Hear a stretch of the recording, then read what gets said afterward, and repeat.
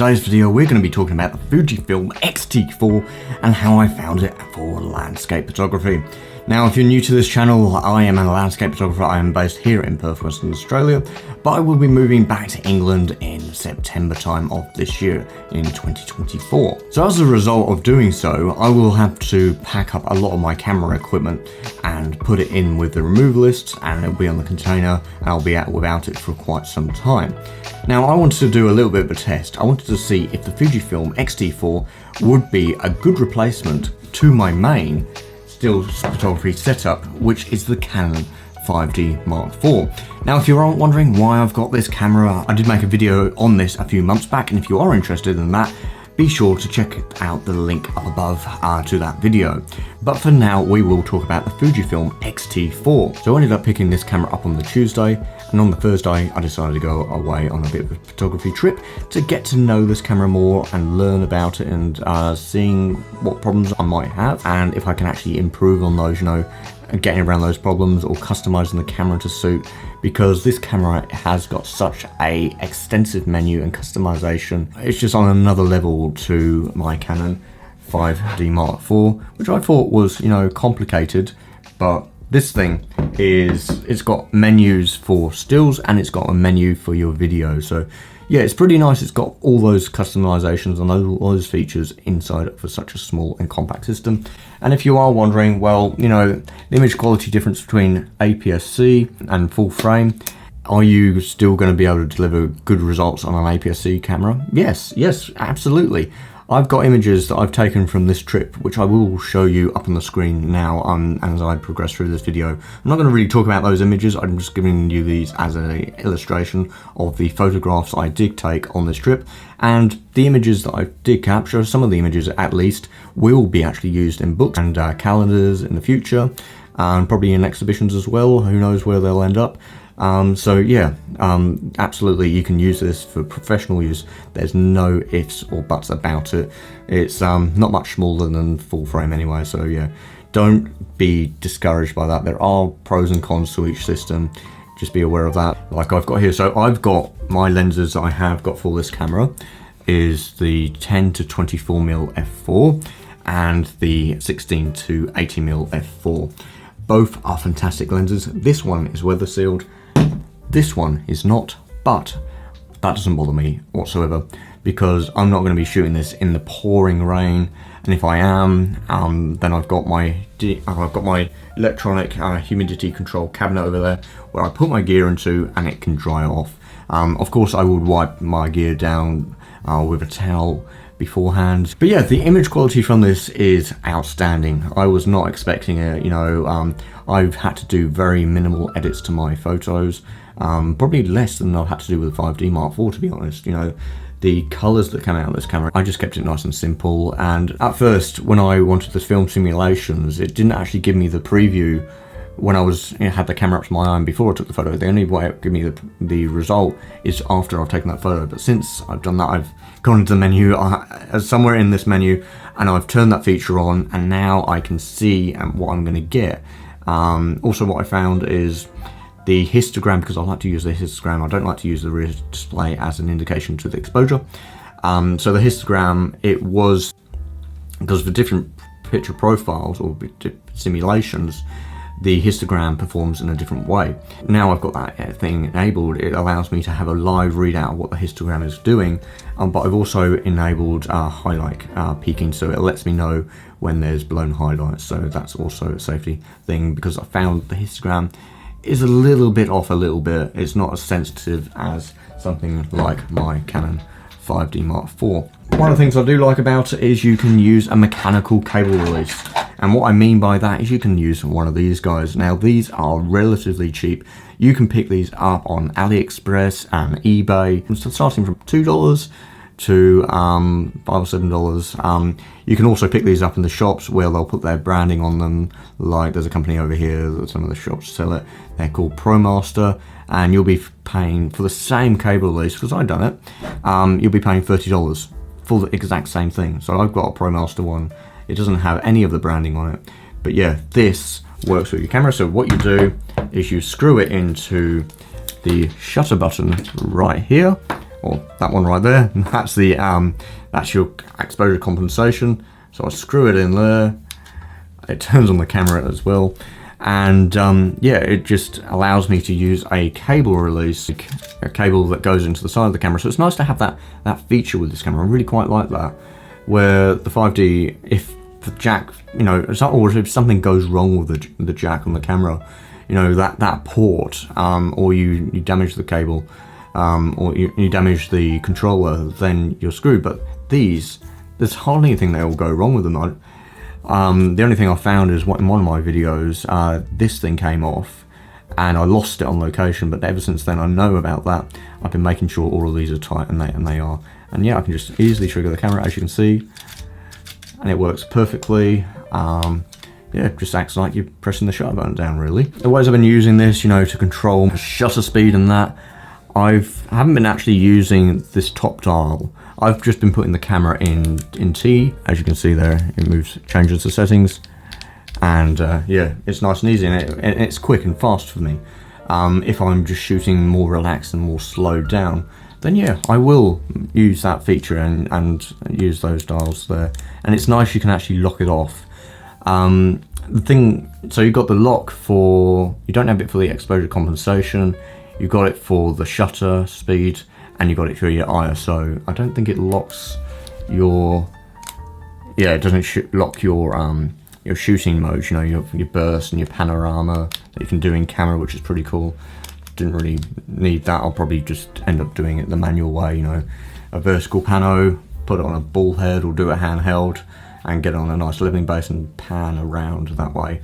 It's going to give me a better file and more control on everything. So yeah, but yeah, it's a shame that the on-off doesn't have a little lock, because this thing is so easy to knock, as you can see there, and it just sits a little bit prow, or maybe it's just a little bit set back from the body, but it's very easy to knock. Maybe if that was a little bit further back, or it was maybe tapered a bit, something where it wasn't able to catch. That's just a small thing. I've also got my camera set up, so this here is my self timer. So instead of diving into the menu settings or even on the back of the screen, I can just press that and I can go for 2 seconds or 10 seconds to zoom in and check my focus when I'm focusing manual, and I want to make sure everything is in focus. I press my aperture preview button, and then I zoom in 100% on here. But also, if I don't want to zoom in all that way and I want to still, you know, see just a quick check, I can zoom out by just scrolling the wheel to the left there, and then just use the joystick here. Yeah, there's no real gripes about the camera. At first I thought to go into the camera to change your, to turn off the IS and stuff, you have to go into the menu, but I didn't realize it's already customized to this bottom button. But I can change that. I can put it to the top button, I can put it anywhere else, which is nice and easy and quick. That was always one of my biggest concerns, how easy it is to turn off IBIS control and IS. With the lens, you can do it so with the switch on the 10 to 24, but on the 16 to 80 mil, there is no choice. There's no way of changing that. One thing I didn't like is the aspect ratios. It doesn't give you much choice. Now for me, I like to get my aspect ratio right in camera, or get it pretty much in the ballpark. This camera has only got 3 of them. You've got the 3:2 aspect ratio, which is quite long and tall for me, so if I'm shooting vertically, it just feels very narrow. I would like a 4:3 aspect ratio, but unfortunately this camera doesn't have it, and they could have easily done it in a firmware update, but they haven't. Maybe it might be something for the future, but yeah, it's just a little thing. Then you've got your 16:9, which is nice for your little panos or something, you just want to compact that scene down a little bit. And then you've got the square aspect ratio.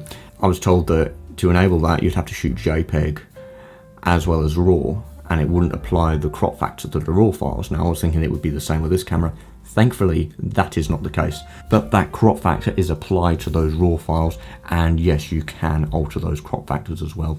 So if you're not happy with the composition that you've got, maybe you're a little bit off, maybe you had a little bit of a distraction that came into frame, and you can actually just, yeah, you can still change it, you can shift it around, or you can completely go back to the original. What else?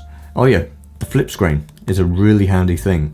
So the reason why I got this as well over something like the X-T4, I mean the X-T5, because this is the X-T4, is the flip screen. X-T5, the only way you can do it is like tilt it up like that, or you can tilt it that way, or you can flip it on its side like that, and then it's like comes out like that, sort of, so to speak. But with this, you can flip it around, you can do it up like that, you can look down, you can put it on a tripod and shoot up from a higher perspective. If you're doing videos like I do, I'm a hybrid shooter, I can flip the screen round and see everything that's happening. You know, I can make sure my audio is right, I can see I'm in focus and check everything there. I can check my exposure, basically any critical things, and make sure I'm actually recording as well. There's been times I forgot to hit record. To have that flip screen, and this is the biggest thing as well, I can flip it around like that and tuck it, and it's protected when it's in my camera bag.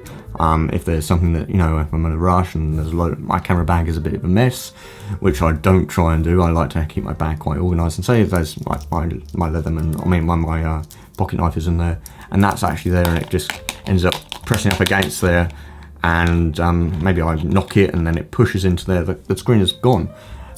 Where this is protected. The overall build quality of this camera is fantastic. The image quality is really, really nice. Just all metal, you know, it's solid. Small rig L bracket on there in case you're wondering. It just gives me a bigger grip to hold. I like a bit of a nice smooth grip there, as I have with my M50 right here. That's my infrared camera. I use for my infrared photography. Check out the playlist up above for that. First, when it came to getting everything in focus, I wasn't sure if the aperture preview button was still taking effect when I zoomed in 100%. It does. The only reason why I wasn't sure if it was still enabled is when you zoom in 100%, you lose that icon where it's telling you it's stopped down. So yeah, but now I know it works. And what we can also use, which I really like, is we can use vintage glass. Now let me go and grab one of my lenses. Now here is one of my lenses. Now this is a vintage lens. This is, I think, from around the late 1970s. This is the Canon FD 50mm 1.8. A lovely lens. I picked this up quite cheap, and I'm not going to sell it. And when mounted on the X-T4, I should mention as well, this is just a cheap adapter. You don't need anything. All you need is basically a spacer, and it just looks really nice. Just allows me to use vintage glass. Yeah, it just allows more possibilities. You know, this lens is so nice, and you've got in-body stabilization. You're able to use old glass with it and have sort of modern tech with that stabilization, and it looks cool as well, doesn't it? Especially with the wood. I don't think I'll get a little red button insert there, but it's just nice to be able to do that sort of thing. And the vintage lenses are just so smooth, and oh, it's just effortless. And you know, it works the same as the Fuji if you think about it. You know, you've got your aperture ring on the Fuji, you've got your focus, which you can focus manually, or you can focus automatically on the Fuji glass, where this is just full manual. But then there's not much more that you need to worry about. You've got your focus, you just control your shutter speed from the camera and your ISO, and you're laughing, and it's really easy to focus. And when you use the manuals, when you zoom in 100%, or you want to zoom out a little bit, and I didn't find it any slower than autofocus. Maybe a touch, but I'm pretty quick at manually focusing. It's pretty nice and easy. Yeah, I did find some of the lenses were a little soft, but I'm thinking maybe I might just get some nice vintage glass and shoot with that. So yeah, that just opens up other possibilities. The next time you'll see this camera will be as my video camera, and I hope you enjoy the video quality, because I had a little bit of a play in the house with mum. I'd done a couple of little takes, so I kept going back to my room, having a little bit of a play, then going back out. But yeah, she just put a little bit of spooky music to it.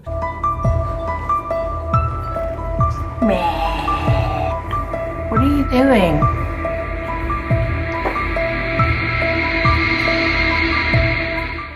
And she just acted herself basically when she's in front of the camera, which is quite funny. So yeah, anyway, I hope you've enjoyed this video, and I look forward to seeing you in the next one. Okay, bye for now.